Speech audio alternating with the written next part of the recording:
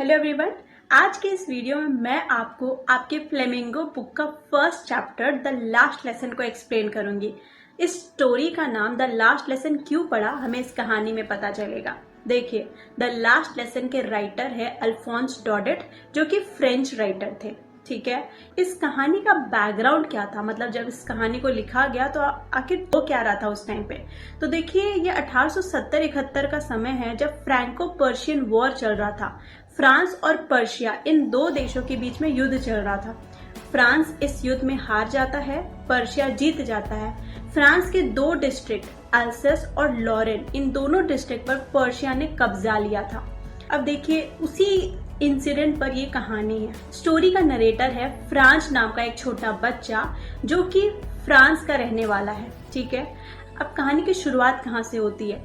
जो फ्रांस नाम का छोटा बच्चा है वो अपने घर से निकल रहा है स्कूल जाने के लिए, और वो ऑलरेडी लेट है। ठीक है, और वो काफी डर रहा है। वो डर क्यों रहा है? क्योंकि उसके टीचर एम हैमिल ने उन लोगों को होमवर्क दिया था पार्टिसिपल्स पढ़ के आने को, बट इस फ्रांस को पार्टिसिपल का एक वर्ड भी नहीं आता था। और क्योंकि उसके जो टीचर एम हैमिल थे वो काफी स्ट्रिक्ट एंड रूड नेचर के थे, तो ऑब्वियसली डर तो लगना था। बट फिर भी फ्रांस डरते डरते स्कूल जा रहा था। लेकिन रास्ते में वो कुछ ऐसा देखता है जिससे उसका मन बहुत फैसिनेट हो जाता है। वो एक पल को सोचता है कि स्कूल जाना छोड़ते हैं, मौज करते हैं। आखिर वो देखा क्या था? तो देखिए, आज का मौसम जो है बहुत ब्राइट था, बहुत अच्छा मौसम था। वो देखता है कि पक्षियां चहचहा रही है, पर्शियन सैनिक जो है वो ड्रिलिंग कर रहे हैं, अभ्यास कर रहे हैं। आप देखते होंगे कि सैनिक जो है ड्रम की आवाज पे जो है एक्सरसाइज करते हैं। तो वो सब चीज फ्रांस जब देखता है तो ये सब चीजें से फ्रांस का मन बहुत प्रलोभित हो जाता है, वो फैसिनेट हो जाता है, टेम्प्ट हो जाता है। लेकिन फिर उसे तो स्कूल जाना था, इसलिए उसने अपने आप को फिर कंट्रोल किया, रेसिस्ट किया, और वो स्कूल की तरफ जाने लगा। अब रास्ते में पड़ता था टाउन हॉल।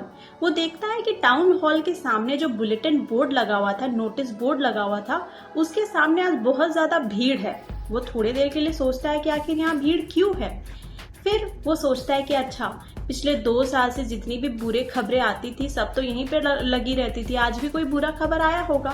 तो इस वजह से फ्रांस जो है वो इग्नोर करते हुए स्कूल की ओर जाने लगता है। लेकिन उस भीड़ में एक ब्लैकस्मिथ भी था, एक लोहार भी था, जिसका नाम था वॉक्टर। वॉक्टर अपने अप्रेंटिस यानी कि अपने हेल्पर असिस्टेंट के साथ था। तो उस ब्लैकस्मिथ ने फ्रांस को रोका और बोला कि अरे बच्चे, अभी बहुत समय है। तो फ्रांस को लगता है कि ये मेरा मजाक उड़ा रहा है क्योंकि मैं जल्दी जा रहा हूँ, तो इसलिए फ्रांस उसको इग्नोर करता है और स्कूल की तरफ जाने लगता है। फ्रांस स्कूल पहुंच गया। फ्रांस आज ना स्कूल में कुछ अजीब चीजें देख रहा था।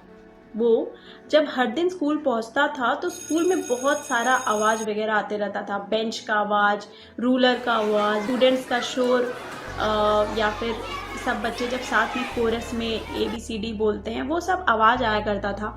लेकिन आज स्कूल में एकदम सन्नाटा था। संडे मॉर्निंग की तरह जिस दिन स्कूल में सन्नाटा उठता है ना, उस तरीके का सन्नाटा था।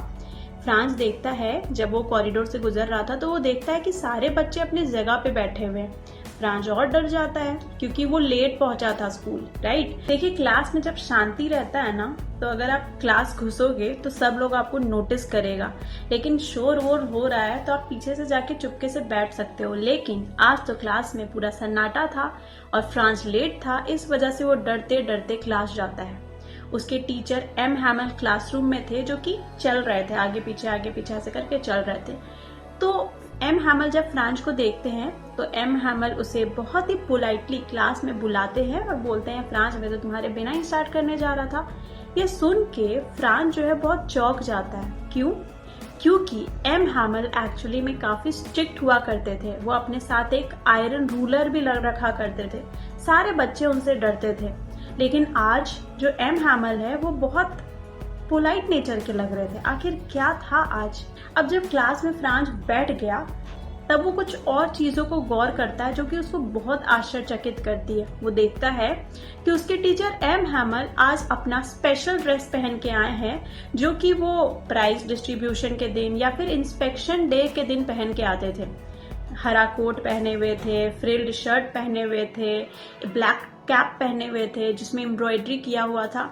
इसके अलावा फ्रांस देखता है कि जो बैक बेंचेस जो अक्सर खाली रहा करते थे, वो बैक बेंचेस आज ऑक्यूपाइड थे, वो भी गांव के बुजुर्गों के द्वारा, जिसमें farmer postmaster, old Hauser, farmer mayor ये सब थे।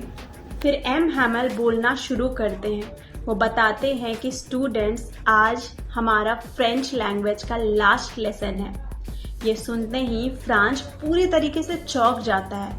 उसके शरीर में मानो एक कंपन सा पैदा होता है। ठीक है, देखिए अब आप बैकग्राउंड समझिए। मैंने आपको बताया था ना कि फ्रांस और पर्शिया के बीच में युद्ध चल रहा था। फ्रांस हारा गया था, 2 डिस्ट्रिक्ट जो है पर्शिया के हाथों में चली गई थी। तो उसी का नतीजा था ये। जब फ्रांस की 2 डिस्ट्रिक्ट पर्शिया के हाथों में चली गई तो पर्शियंस ने अपना सुपीरियॉरिटी दिखाने के लिए अपनी भाषा को इन फ्रेंच लोगों पर थोप दिया, और फ्रेंच के 2 डिस्ट्रिक्ट के लोगों पर, अल्सस और लॉरेन के लोगों पे। और फ्रांस कहाँ से बिलोंग करता था? फ्रांस जो है वो अल्सस डिस्ट्रिक्ट का था। ठीक है, अब देखिए उन्होंने क्या किया था, जर्मन भाषा को इम्पोज कर दिया फ्रेंच लोगों पर। तो इस वजह से आज एम हैमल का स्कूल में लास्ट लेसन था, फ्रेंच लैंग्वेज का स्कूल में लास्ट लेसन था। अब जब ये चीज़ फ्रांस को पता चलता है ना, तो फ्रांस अब बहुत रिग्रेट कर रहा था कि क्यों उसने कभी पढ़ाई पर ध्यान नहीं दिया, क्यों वो हमेशा पढ़ाई से भागता रहा, आखिर क्यों वो पढ़ाई को छोड़ करके पक्षियों का अंडा खोजते रहता था या शार नदी में जाकर के स्लाइडिंग करता था। वो सब कुछ रिग्रेट कर रहा था, वो जितनी भी चीज़ें किया है पढ़ाई से भागने के लिए। देखिए वो हमेशा पढ़ाई से भागता रहा। उसका मदर टंग, उसकी मातृभाषा फ्रेंच हुआ करती थी, लेकिन उसे फ्रेंच भाषा अभी तक पढ़ना नहीं आया था। एम हैमल जो उसके टीचर थे वो फ्रेंच लैंग्वेज टीचर ही थे। आज जब उसका मदर टंग उससे छीना जा रहा था, तब आज के दिन फ्रांस को अपने मदर टंग का इम्पोर्टेंस समझ में आता है।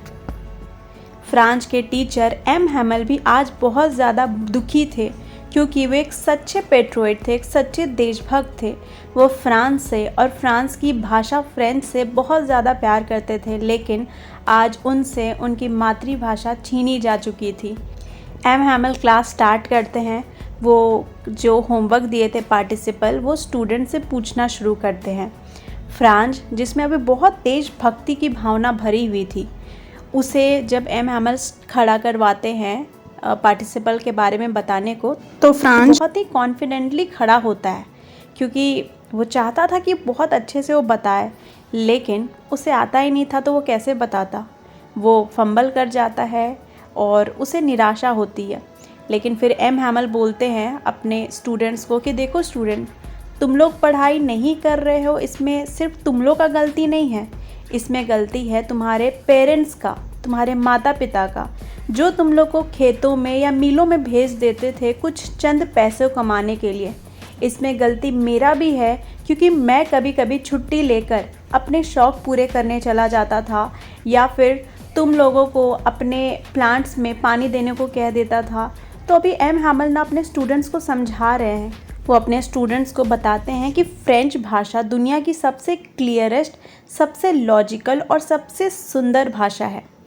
वो ये भी कहते हैं कि अगर अपने आप को गुलामी से आज़ाद करना है ना, तो हमें मातृभाषा को रिस्पेक्ट करना पड़ेगा, मातृभाषा पर पकड़ बनानी पड़ेगी। एम हैमल पिछले 40 सालों से फ्रेंच भाषा इस स्कूल में पढ़ा रहे थे, लेकिन आज उनका आखिरी दिन था इस स्कूल में, क्योंकि अगले दिन से जर्मन मास्टर आने वाला था। M Hamel as a gift अपने स्टूडेंट्स के लिए न्यू नोटबुक्स लाए थे, जिसमें लिखा हुआ था फ्रांस अल्सेस, फ्रांस अल्सेस। फिर एम हैमल उन लोगों को पढ़ाते हैं और फिर बहुत ही गंभीरता से एक टक जो है एक चीज़ को देखे जा रहे थे। तभी चर्च से एंजलस की आवाज़ आती है, यानी कि क्लास छुट्टी होने का टाइम हो गया था। इसके अलावे पर्शियन सैनिक भी जो सुबह अभ्यास कर रहे थे, वो अभ्यास ख़त्म करके वापस जा रहे थे। एम हैमल जो कि पहले मोशनलेस थे, अभी एक्टिव हो जाते हैं और वो कुछ बोलने का कोशिश करते हैं, लेकिन वो बोल नहीं पाते हैं, क्योंकि वो बहुत ज़्यादा इमोशनल हो चुके थे। वो चॉक लेते हैं, बोर्ड पे लिखते हैं विव ला फ्रांस, जिसका मतलब होता है लॉन्ग लिव फ्रांस, यानी कि फ्रांस अमर रहे।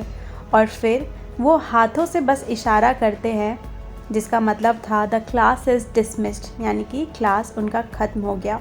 और यहाँ पे हम देखते हैं कि स्टोरी का एंड हो जाता है। ठीक है, ये कहानी से हमें शिक्षा मिलती है कि हमें प्रोक्रास्टिनेशन कभी नहीं करना चाहिए, यानी कि जो समय अभी हमारे पास है उस समय में अपने कार्य को पूरा कर लेना चाहिए, कल पर नहीं छोड़ना चाहिए, और अपनी भाषा को हमेशा रिस्पेक्ट देना चाहिए, उसका इम्पोर्टेंस समझना चाहिए।